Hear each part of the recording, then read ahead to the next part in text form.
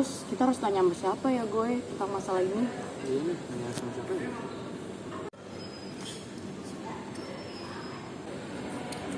Tuh kan gue kira siapa. Kenapa pada bingung begitu mukanya?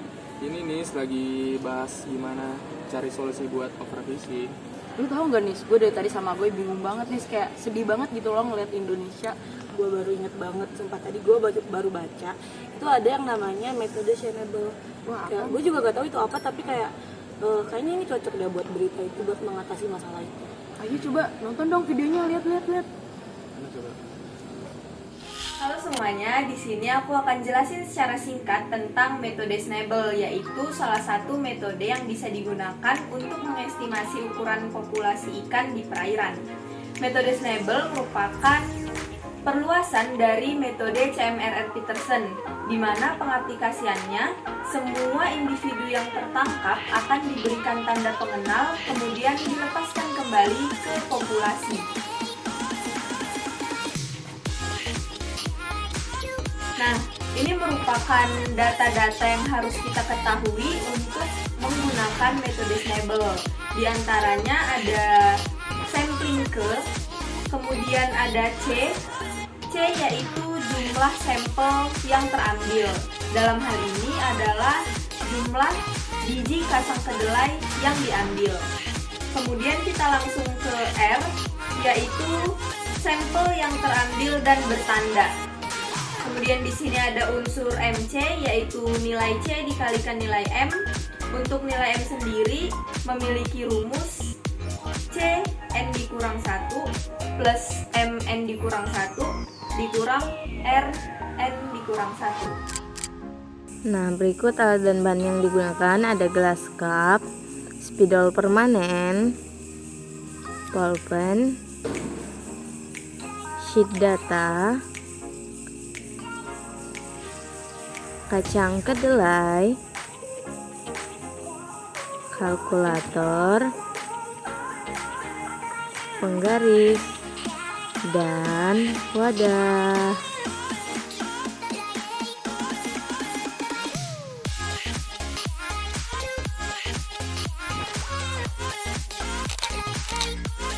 Halo semuanya. Jadi langkah pertama yang harus dilakukan adalah mengocok kacang kedelai. Yuk kita kocok dulu.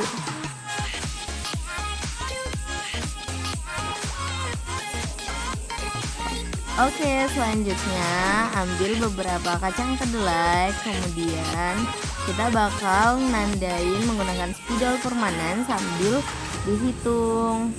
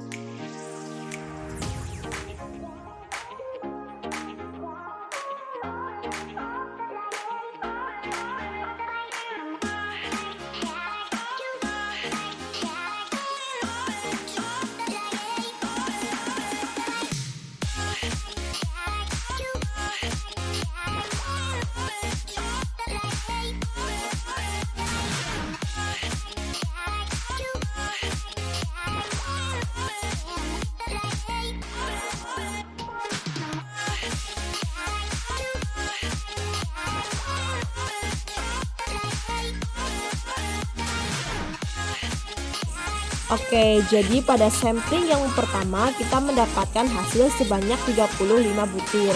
Untuk sampling kedua kita ambil beberapa butir kacang kedelai, kemudian hitung secara keseluruhan yang terambil dan hitung kacang kedelai yang bertanda pada sampling sebelumnya.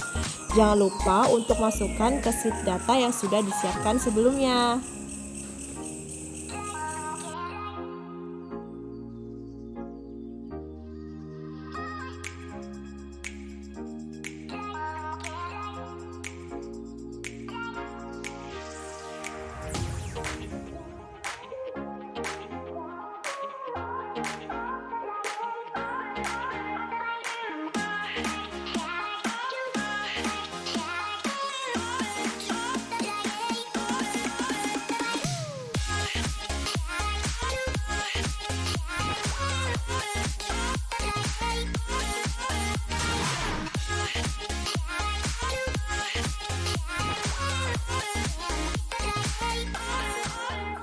Nah, untuk hasil pada sampling kedua ini kita memperoleh 20 butir kacang kedelai dan terdapat 3 butir yang bertanda.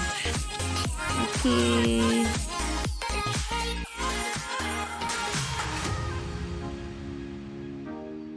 Setelah melakukan sampling sebanyak 10 kali, selanjutnya mengestimasikan jumlah populasi ikan menggunakan metode Snable dengan perhitungan sebagai berikut.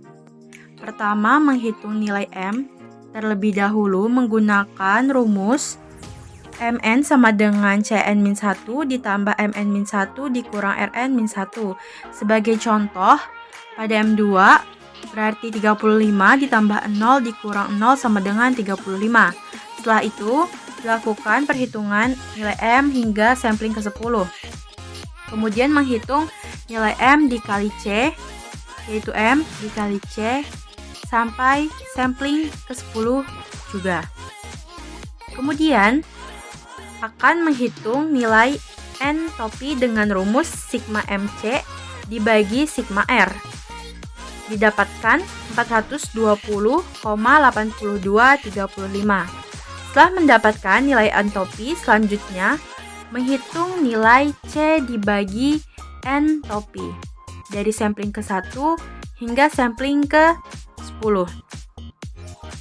Nah, dari nilai yang barusan dihitung, karena hasil C per entropi sampling ke-1 sampai ke-10 itu seluruhnya di bawah 0,1, yaitu ini seluruhnya di bawah 0,1, maka rumus entropi yang kita gunakan yaitu sigma MC dibagi sigma R ditambah 1 sama dengan 21.462 dibagi 51 ditambah 1 sama dengan 412,7308 atau jika dibulatkan sama dengan 413. Nah, berdasarkan metode Snable dapat diketahui nih bahwa estimasi jumlah populasi ikan yaitu 413. Jadi gitu ya cara nanganinnya ya. Akhirnya ada juga solusinya. Sumpah ini orang-orang harus pada tahu sih tentang sustainable ini, dia nggak sih? Ini pasti bisa mengatasi berita yang benar-benar. Jadi kita up ke sosmed kita masing-masing. Bener banget, ini harus disebarluaskan. Oke, bagi dong gue videonya nih. Boleh.